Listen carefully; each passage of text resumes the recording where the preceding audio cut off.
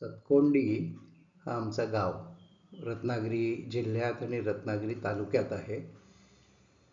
आणि ह्या गावी आमची आमचं घर पण आहे आणि वडिलोपार्जित इस्टेट पण. वडिलोपार्जित इस्टेट म्हणजे जमीन, शेती असं सगळं आहे. तर माझ्या वडिलांनी म्हणजे आप्पा त्यांनी साधारण सतकोंडी सोडली आणि मुंबईला आले आमच्याकडे. तर 2000 नाही 1982मध्ये आणि 1982 ते 2016 ह्या काळात किंवा तत्पूर्वीच्या काळातही म्हणजे 1960 ते 1982 ह्या वेळातही 1960 ते 1982 तर 1970 पासून आपण म्हणू तर 70 पासून तर 2016 पर्यंत म्हणजे एक साधारण 47 वर्ष ह्या जागेत कोणीही गेलेलं विशेष नाही. फक्त कोण काजू बिया आणायला किंवा कोणी म्हणजे लपून छपून जाऊन चोरी करून नेणारे किंवा लाकूड फाटा जमवणारे एवढीच लोक. आणि साधारण एक 25 एकर जमीन होती. त्यातली 7 एकर जमीन 2016 साली आमच्या तिघा भावंडाच्या नावावर आली. तिघं भाऊ म्हणजे मी, माझी ताई वासंती आणि सुहास अशा तिघांच्या नावावर आली 2016मध्ये. आणि 2016 पासून पुढे काय करायचं तर एकंदर 25 एकरमधली एकंदर 7 एकर वगैरे जमीन ती आमच्या नावावर आली. आणि ह्या जमिनीत साधारण एक 45 ते 50 वर्ष कोणीही मनुष्य प्राणी फिरलेला नसल्यामुळे संपूर्ण अबाधित जंगल वाढलेलं होतं. आणि जंगल इतकं वाढलेलं होतं की तिथे मनुष्य प्राणी आत जाणं सुद्धा कठीण होतं. त्यामुळे फक्त जंगल आणि ह्याच्याशिवाय काही नाही. 1960 साली अप्पांनी काही तिथे कलमं लावली होती, 20-25 कलमं. त्यातली काही कलमं जिवंत होती तेवढंच. तर हा सीन मी दाखवतोय तुम्हाला तो 2016 सालचा सीन आहे की असं जंगल होतं, थिक जंगल. ओके. आणि ह्या सीन दाखवतोय 2019. तर जंगल हे 2016 साली 7 एकर जंगल आमच्या वाट्याला आलं. आता त्याचं करायचं काय तर तिथे हापूसची कलमं चांगली होती, आंब्याचं उत्पन्न येऊ शकेल म्हणून आम्ही ते हळूहळू साफसफाई करायला सुरुवात केली. आणि साफसफाई करताना असं लक्षात आलं की तिथे आंब्याची पुष्कळ झाडं होती जी अशीच म्हणजे जंगली आंब्याची. तर त्या जंगली आंब्यांना आपण कापून कलम करू शकतो, शेंडी कलम असं. तर म्हणून 2019मध्ये थोडीशी साफसफाई करायला सुरुवात केली. आणि 2026 मधली ही साफसफाई करून आता ही पुन्हा थोडी जागा एक 25-30 कलमं लावण्यासाठी तयार केलेली आहे. आणि ही 2026 मध्ये म्हणजे 2022 मध्ये वगैरे तिथे आम्ही ह्या प्रयत्नातून थोडासा रस्ता पण बनवून घेतलाय जागेत जाण्यासाठी. तर आता परवा एकदा ऑटो रिक्षा सुद्धा त्या जागेत जाऊन आली या अशा कच्च्या रस्त्यावरून. तर हापूसची कलमं लावायचा असा प्लॅन झाला. आणि हे एकंदर 7 एकर क्षेत्र डेव्हलप करायचं, डेव्हलपिंग चालू आहे 2016 पासून. तर त्याचं नाव आम्ही आपलं असंच म्हणजे मधुराज फार्म्स असं ठेवलेलं आहे. आणि मधुराज हे सुद्धा आमच्या दोन्ही सुनांचं नाव आहे. मधु हे फ्रॉम माधुरी आणि राजश्रीचं नाव ते राज, म्हणून मधुराज फार्म्स 2026 असा मी हा व्हिडिओ आज बनवत आहे. तर त्याची कशी कशी एका आंब्याच्या झाडाची गोष्ट मी तुम्हाला सांगणार आहे ती तुम्ही ऐकाल आणि समजेल तुम्हाला. तर अशा पद्धतीचं एवढं मोठं झाड बघा, हे आंब्याचं झाड. जवळजवळ ह्याचं आयुष्य असेल जवळजवळ 50 नाही 100 वर्ष 80 वर्ष वगैरे जुनं झाड असेल. तर आता ह्या झाडांचं करायचं काय तर मी दापोलीला राहतो तिथे एक महेंद्र गोलांबडे म्हणून आहेत. ते कलमं वगैरे करण्यात फार एक्सपर्ट मनुष्य आहे आणि स्वतः फार मेहनती आहे. तर तो म्हणाला की असंच आपण करू शकतो, झाडं कापायची त्यांना आणि मग पुढे पालवी आली की त्याला कलमाचं कलम बांधायचं. तर ह्या धर्तीवर आम्ही ते सुरुवात केलं. तर ह्या बाजूचं काय केलं की एवढा मोठा आंबा कापायचा, तो जगेल की नाही जगेल किंवा ते मरून जाईल झाड, म्हणून काय केलं, एकाच बाजूच्या सगळ्या डाळ्या इथून तोडल्या. म्हणजे तोडून म्हणजे छाटून घेतल्या. वेअरॅज ह्या बाजूचं झाड तसंच ठेवलं. ओके, इथे एक दुसरा आंबा होता छोटा, तो पण कापून घेतला आणि नंतर मग त्याला जी पालवी आली त्याला कलमं लावली. ओके, आणि हा आंबा एक हे मोठं झाड जिवंत राहण्यासाठी तसाच ठेवला होता, एक ब्रांच, आणि ह्या ब्रांचला कलमं बांधली. तर कसं कसं पुढे डेव्हलप होत गेलं ते दाखवतोय तुम्हाला. हे बघा आता, हे एका बाजूच्या डाळ्या सगळ्या छाटून टाकल्या जरा 1-2-3 मीटरवर, आणि एका बाजूचं मोठं झाड तसंच ठेवलं. तर त्याला आता ही पालवी आली आहे, आणि हे सुद्धा हा इथे जो आमचं काम बघतो त्याचा तो इथे उभा आहे, हे सुद्धा झाड कापलेलं आहे. त्याला पुढे आम्ही ब्लॅक कलर लावून घेतला, का तर त्याच्यात कीड जाऊ नये म्हणून, आणि पालवी झटकन यावी. तर ही पालवी आली ह्याला, ही इथे पालवी आली, इथे पालवी आली, ही इथे पालवी आली, ह्याचे पालवी दाखवले. आणि हे बघा, जंगल मागे तसंच आहे अजून शिल्लक. आणि ह्या पालवीला पुढे कलमं बांधायची असं ठरलं. तर हे कापलेलं झाड होतं 2018मध्ये, साधारण डिसेंबर-जानेवारी 2018मध्ये ही झाडं अशी मी बहुतांशी एक 50 झाडं कापून घेतली होती. आणि नंतर मग दापोलीहून मनुष्य नेला कलमं बांधायला. ही आता बघा कशी सुंदर पालवी आली आहे कलम छाटल्यानंतर. दुसऱ्या बाजूचं मोठं झाड तसंच आहे. ही सुंदर पालवी आली आहे, ही इथे पालवी आली आहे. तर ह्या पालवीला पुढे कलम बांधायचा असा तो प्लॅन होता. आता ही झाडावर आलेली पालवी, ही अशी, ही बघा अशी पालवी आली होती. तर त्या पालवीला पुढे त्याचा छाट द्यायचा आणि त्याला कट द्यायचा, आणि हापूस आंब्याची डाळी त्यात होऊन बांधून टाकायची. असा एक्सपर्ट मनुष्य मी सांगितलं, तसा मी एक्सपर्ट मनुष्य नेला कुठून, जालगाव दापोलीमधून.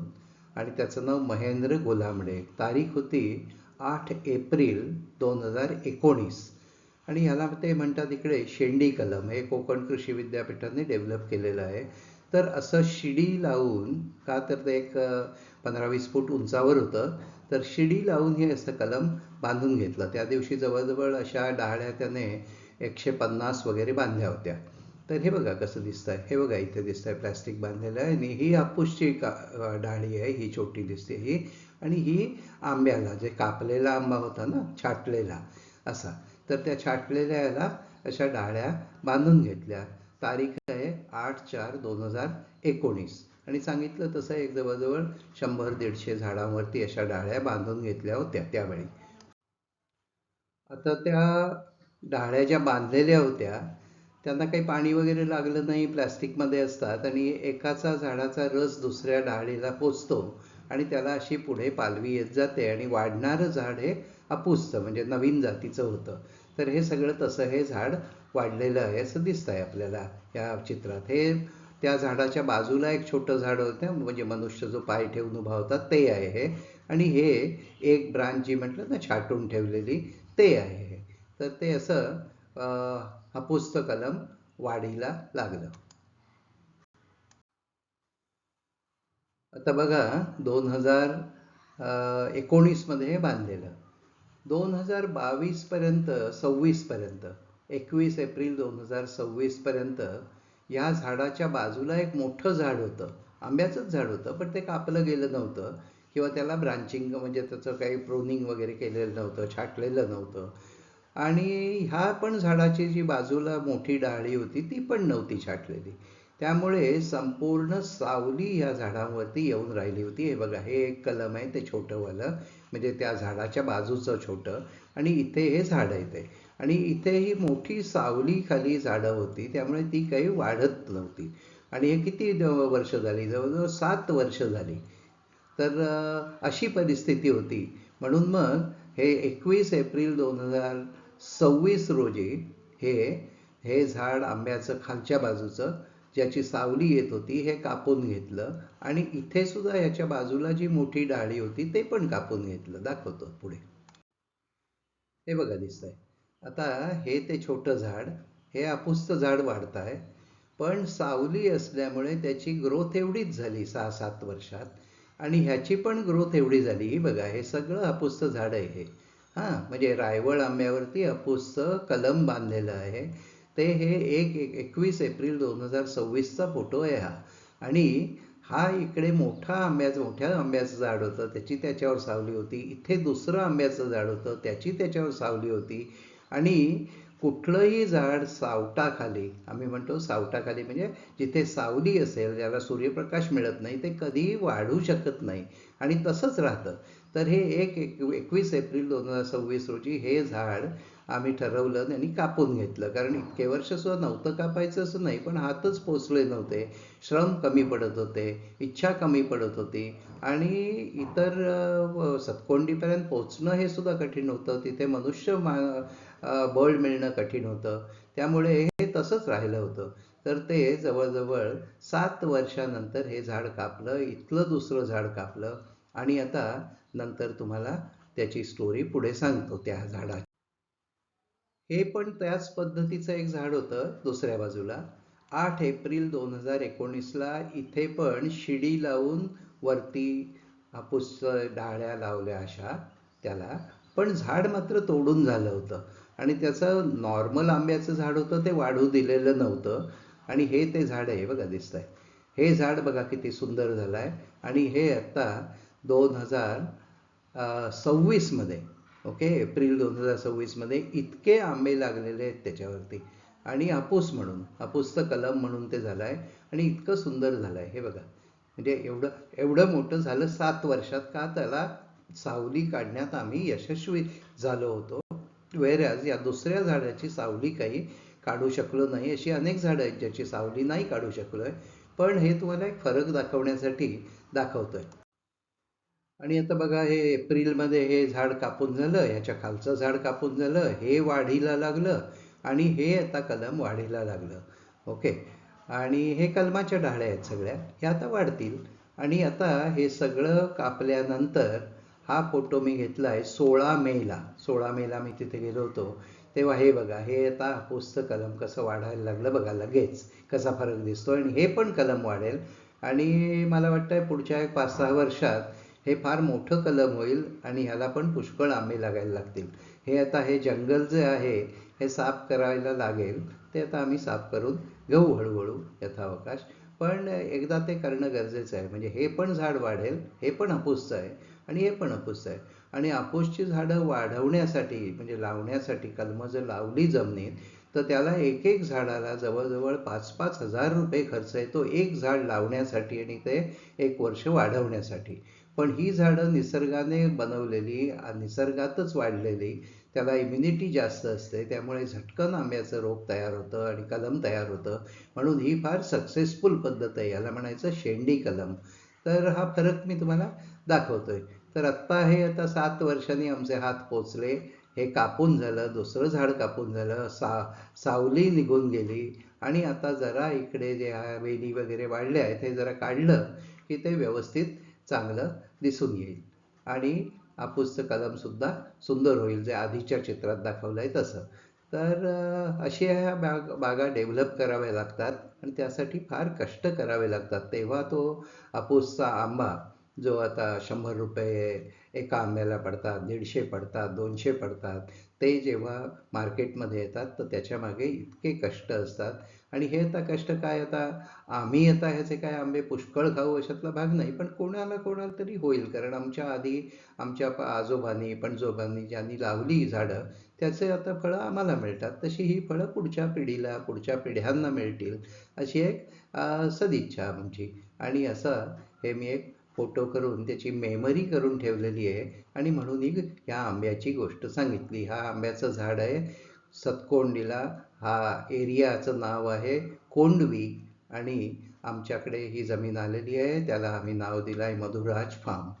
तर आता बघूया पुढचं कसं त्याचं होतं आहे, पुढचं आयुष्य कसं जगता येते. तोपर्यंत बाय.